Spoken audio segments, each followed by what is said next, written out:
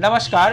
मैं डॉक्टर नीरज सिन्हा हूँ और मैं कंसल्टेंट इंडोक्रिनोलॉजिस्ट हूँ और मैं पारस HMRI हॉस्पिटल में कार्यरत हूँ। मैं डायबिटीज़, थायराइड और हार्मोन संबंधित रोगों को देखता हूँ। तो आज हम लोग बात करेंगे थायराइड के बारे में। जैसे उन्होंने पूछा है कि थायराइड की बीमारी क्या होती है, तो थायराइड एक ग्रंथि है, हमारे मानव शरीर में पाए जाते हैं और इसके कारण इसका थायराइड हार्मोन का नॉर्मल होना काफ़ी आवश्यक है ताकि हमारे शरीर के जो मेटाबॉलिज्म्स होते हैं वो सुचारू रूप से हो सकें। इसके लिए थायराइड हार्मोन का नॉर्मल होना ज़रूरी है। तो थायराइड हार्मोन की यदि अधिकता हो जाए या थायराइड हार्मोन की कमी हो जाए तो इससे समस्या हो जाती है।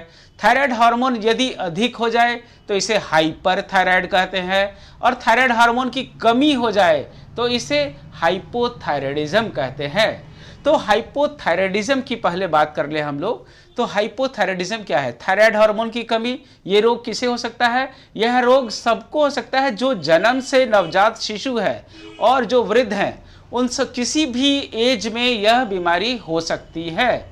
और इसके लक्षण क्या है? तो यदि हम नवजात शिशु की बात करें, बच्चों की बात करें, तो उनमें हाइट बढ़ने में समस्या आती है कि उनका हाइट नहीं बढ़ रहा, कद नहीं बढ़ रहा है। इसके पीछे कारण जो है वो हाइपोथायराइडिज्म हो सकता है। बच्चों का मानसिक विकास नहीं हो रहा है तो इसके पीछे थायराइड कारण हो सकता है। फिर हम बात करें किशोरावस्था में थायराइड हार्मोन की कमी से जो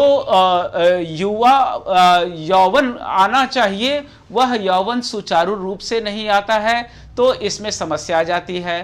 फिर वयस्कों में बात करें तो थायराइड हार्मोन की कमी से हाइपोथायराइडिज्म में मन अच्छा नहीं लगता है, मन चिड़चिड़ा रहता है, काम में मन नहीं लगता, आलस होती है और शरीर में निद्रा भाव होती है, किसी काम में मन नहीं लगता है और हमेशा हर काम में धीरे स्लोनेस आ जाती है। तो इसके कॉन्स्टिपेशन होता है, महिलाओं को मासिक की समस्या आ जाती है, मासिक टाइम से नहीं होता है और पुरुषों में भी सेक्स के प्रति इच्छा कम हो जाती है। इस तरह से बहुत तरह की समस्याएं हाइपोथायराइडिज्म में होता है और इसीलिए हाइपोथायराइडिज्म की चिकित्सा करनी चाहिए ताकि हमारे शरीर की जो केमिस्ट्री है वह सुचारू रूप से चलती रहे। अगर हम हाइपरथायराइडिज्म की बात करें, थायराइड हार्मोन की अधिकता, जैसे कि अगर हम समझे कि खाना बनाने में जो हमें गर्मी की आंच चाहिए, यदि ये आंच कम हो तो खाना नहीं पकता, यदि ये आंच ज़्यादा हो तो खाना जल जाता है। उसी तरह थायराइड हार्मोन की अधिकता जब हो जाती है तो शरीर में बेचैनी बढ़ जाती है, दिल की धड़कनें तेज हो जाती है, गर्मी लगना शुरू हो जाता है, पसीना छूटने लगता है और शरीर का वजन घटने लग जाता है। ऐसी परिस्थिति में हमें इसका कारण ढूंढ के फिर इलाज शुरू करने के बाद फिर से हम नॉर्मल जिंदगी जी सकते हैं। थायराइड हार्मोन होता क्यों है? पहले तो कारण होता था जब आयोडीन की डेफिशिएंसी होती थी, लेकिन अब जब हम नमक, आयोडीन युक्त नमक लेते हैं तो आयोडीन डेफिशिएंसी के कारण होने वाले थायराइड डिसऑर्डर्स काफ़ी कम हो गए हैं।